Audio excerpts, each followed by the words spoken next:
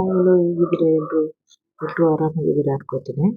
ಇವತ್ತಿನ ರೆಸಿಪಿ ಏನಪ್ಪ ಅಂದರೆ ಮಂಗಳೂರು ಸೌತೆಕಾಯಿ ಹಾಕಿ ಮತ್ತು ಅದ್ರ ಜೊತೆ ನಾನು ಸ್ವಲ್ಪ ಮೊಸರು ಹಾಕಿ ಮಾಡಿರೋದು. ಅದನ್ನು ಹೇಗೆ ಮಾಡಿದ್ದೀನಿ ಅಂತ ತೋರಿಸ್ತೀನಿ ಬನ್ನಿ. ನೋಡಿ, ಮೊದಲಿಗೆ ನಾನು ಒಂದು ಸೌತೆಕಾಯಿ ತೊಗೊಂಡಿದ್ದೀನಿ.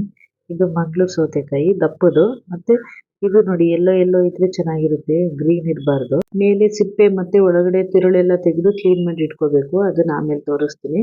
ಈಗ ರುಬ್ಬಕ್ಕೆ ಏನು ತೊಗೊಂಡಿದ್ದೀನಿ ತೋರಿಸ್ತೀನಿ ಬನ್ನಿ. ಕರಿಬೇವು ಮತ್ತು ಖಾರಕ್ಕೆ ಎಷ್ಟು ಬೇಕು ಹಸಿಮೆಣಸಿನ್ಕಾಯಿ ನೋಡಿ ತೊಗೋಬೇಕು. ನಾನು 7ರಿಂದ 8 ತೊಗೊಂಡಿದ್ದೀನಿ. ಮತ್ತು ಜೀರಿಗೆ 2 ಟೇಬಲ್ ಸ್ಪೂನು, ಸ್ವಲ್ಪ ಶುಂಠಿ, ಕಾಳು ಮೆಣಸು 1 ಟೇಬಲ್ ಸ್ಪೂನು, ಕೊತ್ತಂಬರಿ. ಇದಿಷ್ಟು ರುಬ್ಬಕ್ಕೆ ತೊಗೊಂಡಿರೋದು.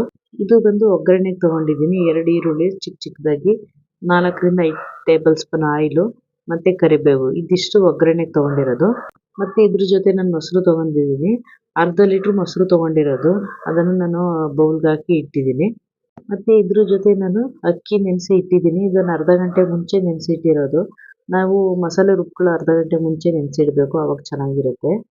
ಈಗ ಒಬ್ಬೊಬ್ಬರು ಅಕ್ಕಿ ಜೊತೆನೂ ತೆಂಗಿನಕಾಯಿ ಹಾಕ್ತಾರೆ, ಬಟ್ ನಾನು ತೆಂಗಿನಕಾಯಿ ಹಾಕಿಲ್ಲ, ತುಂಬ ಜಾಸ್ತಿ ಮಸಾಲೆ ಆಗುತ್ತೆ ಅನ್ನೋದಕ್ಕೋಸ್ಕರ.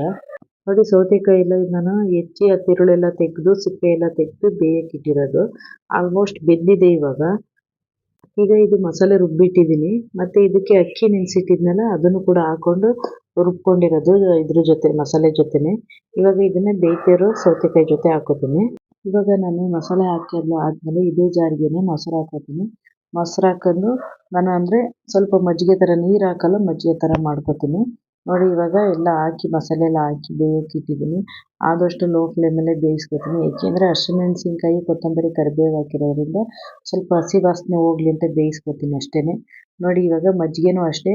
ಮಜ್ಜಿಗೆ ಒಬ್ಬೊಬ್ಬರು ಅದು ಚೆನ್ನಾಗಾಗಲ್ಲ ಅಂತ ಸಪ್ರೇಟ್ ಹಾಕ್ತಾರೆ. ಇಲ್ಲ, ನಾನು ಸಾಂಬಾರಿಗೆ ಹಾಕ್ತೀನಿ ಡೈರೆಕ್ಟು. ಹಾಕಿ ಇನ್ನೊಂದು ಪಾತ್ರೆಯಲ್ಲಿ ಒಗ್ಗರಣೆಗೆ ಇಟ್ಕೊಂಡಿದ್ದೀನಿ. ಒಬ್ಬೊಬ್ಬರು ತೆಂಗಿನಕಾಯಿನ ಹಾಕ್ತಾರೆ. ಆಲ್ಮೋಸ್ಟ್ ತೆಂಗಿನಕಾಯಿ ಹಾಕ್ತಾರೆ, ಬಟ್ ನಾನು ತೆಂಗಿನಕಾಯಿ ಹಾಕಿಲ್ಲ. ಏಕೆಂದರೆ ಮೊಸರು ಹಾಕೋದ್ರಿಂದ ತೆಂಗಿನಕಾಯಿ ಹಾಕ್ತಾಯಿಲ್ಲ. ಮತ್ತು ಅಕ್ಕಿ ಜೊತೆ ತೆಂಗಿನಕಾಯಿ ಹಾಕ್ತಾರೆ, ಬಟ್ ನಾನು ಅಕ್ಕಿ ಜೊತೆ ಮೊಸರು ಹಾಕಿದ್ದೀನಿ. ತುಂಬ ಚೆನ್ನಾಗಿರುತ್ತೆ. ಮುದ್ದೆಗೆ, ಅನ್ನಕ್ಕಿಂತ ಸೂಪರಾಗಿರುತ್ತೆ. ನಿಮಗೇನಾದರೂ ಹೊಸ್ದು ನಾನು ತೋರಿಸೋದು ಅಂದರೆ ದಯವಿಟ್ಟು ಮನೆಯಲ್ಲಿ ಟ್ರೈ ಮಾಡಿ, ವಿಡಿಯೋ ನೋಡ್ತಾ ಇರೋರೆಲ್ಲ. ಹಾಗೆಯೇ ಸಬ್ಸ್ಕ್ರೈಬ್ ಆಗದೆ ತುಂಬ ಜನ ವಿಡಿಯೋ ನೋಡ್ತಾ ಇದ್ದೀರಾ. ದಯವಿಟ್ಟು ಸಬ್ಸ್ಕ್ರೈಬ್ ಆಗಿ ವಿಡಿಯೋ ನೋಡಿ, ಸಪೋರ್ಟ್ ಮಾಡಿ.